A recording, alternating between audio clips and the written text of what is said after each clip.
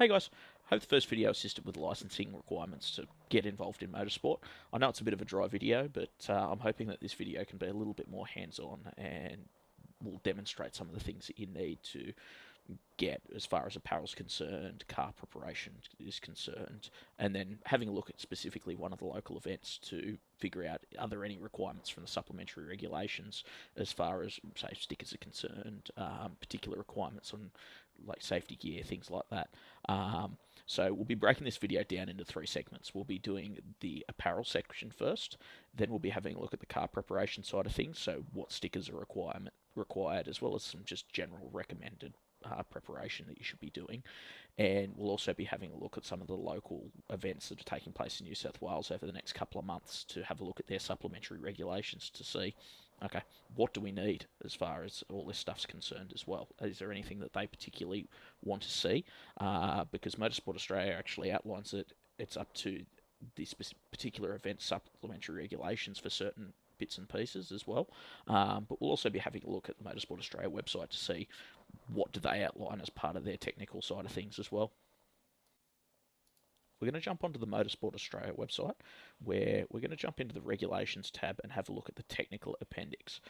This will be outlining our requirements for every different type of motorsport you could be doing at a grassroots level, even further up with door-to-door circuit racing. It'll outline what our requirements are safety-wise for apparel, wheels, tyres, the car itself, safety cage requirements, you name it. This is where you'll be looking for most of the basic info that you're looking for. It'll give you a good idea. It's worth a read. Following on, looking a bit more in depth into Schedule D, which is our apparel. Within this document, it'll give us an outline as to exactly what our requirements are for particular types of events. So that includes your auto test with motor carners, carnacross, and say your speed event. So auto test carnacross, it's relatively basic what you require. You don't actually need long sleeve shirts unless you're using an open top car or a motor car special, which I doubt most people would be using as a starting point. So what we'll do as an example is we'll look into speed. So for our helmet, we can use either a category A or B helmet. And if you have a look, this also stipulates exactly what's required here. The use of a frontal head restraint is not required for a road registered vehicle for a speed event, except where Article B is applicable, which is just referring to this area here, which is basically saying that if you're using a logbook car that mandates that you must use a frontal head restraint, then you do. So going back to that, not really. The other bit's not really applicable for us at the moment because it's likely a road registered car. So category A or B helmet. If we scroll down, a category A helmet, the likely one that you'll see is a Snell SA 2020 or 2015 with tether anchors for frontal head restraints. So a lot of these FIA standards are on the higher end helmets. You're unlikely to see them on basic helmets. But what you're likely to see as an entry level helmet is, if you scroll down, you can actually use a motorcycle helmet for the Australian standards if you want as a starting point. So you can pick them up for $100 to $200 from your local motorcycle shop, or if you have access to it, you can also use Snell rated helmets that are to an older standard, such as an SA 2010, SA 2005. They can have hands posts attached or not, just depending on what you're needing to do. But as an entry level point, the Australian standard helmet is likely going to be one of the ones that you're looking at as a starting point. So now if we go back up further, we have a look at our speed events again. So for our outerwear, basically mandating, do we need to wear a race suit or what can we wear? It's category D. So if we scroll further down now, category D for outerwear is just from ankle to neck to wrist, basically of cotton. So it specifically stipulates that you can't use a nylon. It's not acceptable because in the event of fire or whatnot, it'll just stick to you. And it's just not good. They do recommend, however, that you use a race suit, but as a starting point, that's often not accessible for a lot of people. So footwear, B. Okay, scroll down. Our footwear that we need, B. Level A shoes with leather uppers that cover the foot. Shoes which have a leather upper but include elasticized ankle regions are acceptable. Elastic sided work boots. So pretty well you can use leather shoes of some description for speed events. So yeah, it's a great breakdown as far as what you actually require. So I'll also just quickly show you exactly what I like to use for events such as this at a base level. I personally use an SA 2015 helmet from Sparco.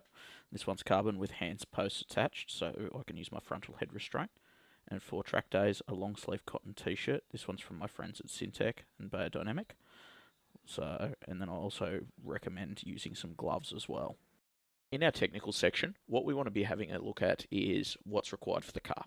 So under this, if we're probably going to be having a look at Schedule B, so because I mean most of us want to be sort of getting out there and enjoying like hill climbs, rally sprints, things like that fairly early on. Schedule A pretty well outlines any requirements for the car, like your local carnacross and things like that, which are the non-speed events. Regarding stickers and things like that, there's no real requirements for a non-speed event except what's found in the sub-regs, which we'll cover later. So we'll have a look at Schedule B here. And under Schedule B, it outlines a whole heap of bits and pieces referring to which schedule you need to be complying with. For a road registered vehicle, pretty well everything complies other than maybe like noise. Again, on the road, your car shouldn't be too loud anyway, so it should comply with that without a drama. But the one thing that we probably need to have a look at, depending on the car, is we need to display a blue triangle of sides 150 millimeters, indicating the location of the battery. I.e., if it's under the bonnet, be it in the cabin, if the car has it tucked away in the boot, we just need to put a triangle there to demonstrate that exactly.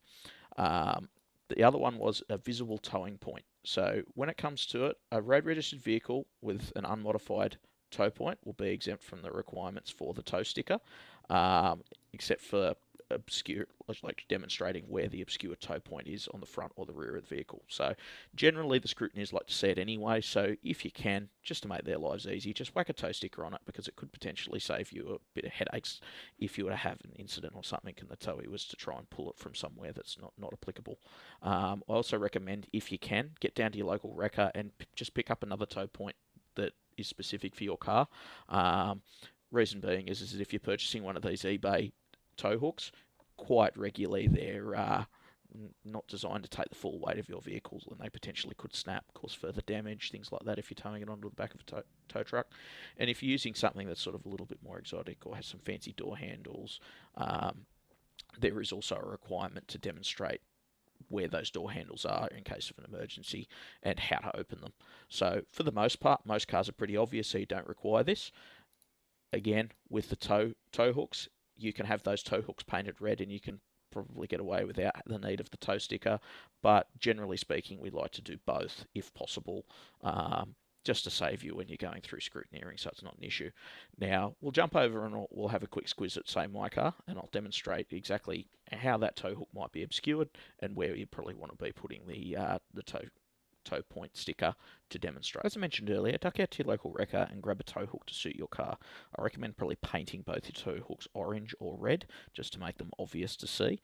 Then I'd be picking up some red tow stickers as well, just to indicate where they are for any sort of motorsport use, just to make your life easy with the scrutineers. As you can see, most cars should come with a little pack with a spare tow hook in it, and once installed, it is a bit more obvious, but you want to make it really obvious. Now, batteries. In this Mini, there's not one in the engine bay, so we'll be putting a battery sticker on the boot lid. So as you can see, it's in the boot. If we go to somewhere like Revolution Race Gear, we can actually pick up a sticker sheet that has pretty well everything that we will need for this.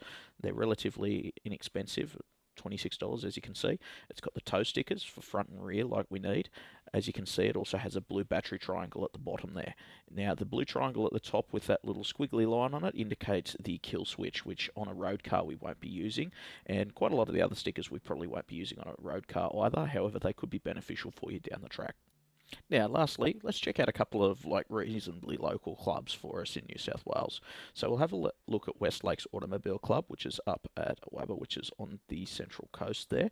Now, we'll have a look at the calendar and look at our sup-regs for a meet coming up to see, okay, what are we going to require for the car? So as we can see that on May 17th, they've got a carnacross happening. So if we have a look at that there, basically what that will then show is there's a sub-regs option there that if we click into this, we can have a look and see what's required. And this should outline everything that we need. So they've got entry prices on there, which is really quite affordable, and our minimum license requirements, which is a speed or speed junior license. So They also outline what's required from the Motorsport Australia manual, so Schedule A, B, and Group 4K. Approved helmets in accordance with Schedule D, which we've looked at previously as well. They must be adequately muffled, so not too loud, and also have a look and just says, yep, you need a competition license, you need a club membership card, which is obvious because you can't get that otherwise, and if you've got a logbook, then you need that too. So having a look, other requirements, so they've got some details here as to that.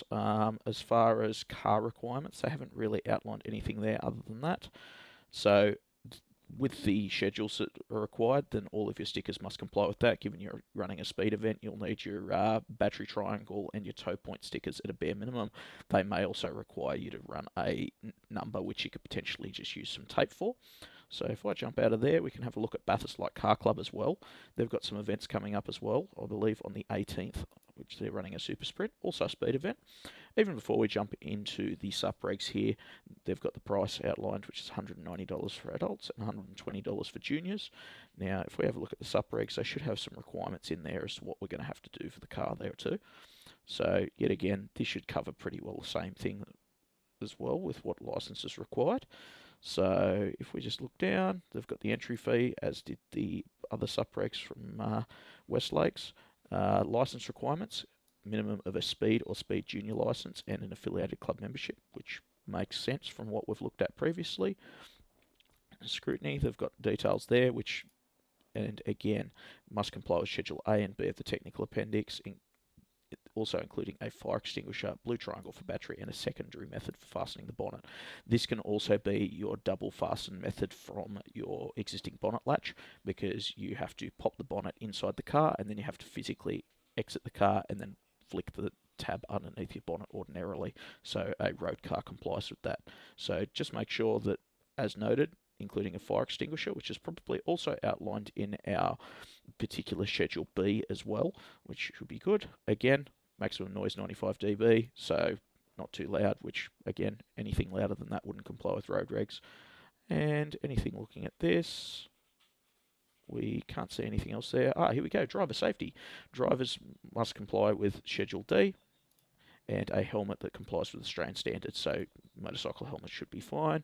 Non-flammable clothing, so pretty well you need to use a cotton long sleeve shirt, and make sure you're not using nylon or anything like that. Flame retardant footwear, so pretty well leather shoes, as we saw in the schedules as well.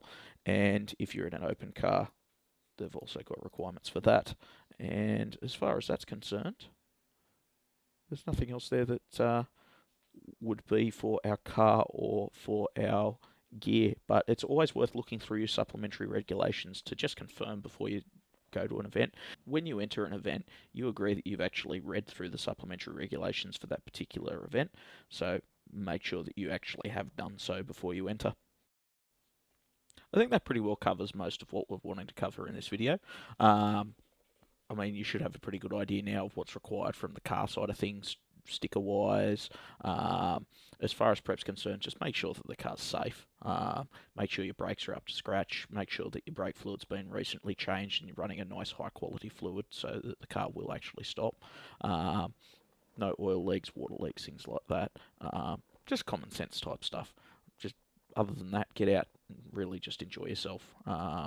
That's what it's all about. That's what we're all in motorsport to do. So hang out with some mates, go sort of compete with each other, even if you're not competing for outright class honours, just go out and enjoy it. In the next video, we'll be looking for a car that could suit some of this club level competition. Something that I'm sort of following a logic of is drive something that's reasonably affordable. We'll make sure that parts availability is good. We can get upgrades for a reasonable price, that it's a well-supported platform so that we're not paving the way on something that's never been done before. You can do that if you're really keen, but at the end of the day, it is easy to follow the path well trodden, be it your Toyota 86s, your Golf GTIs, some of the Renaults, some of those are pretty quick really, and parts availability is pretty reasonable for a lot of those platforms these days. So we'll have a look at that and we'll sort of go from there. Thanks for watching, guys. Appreciate it.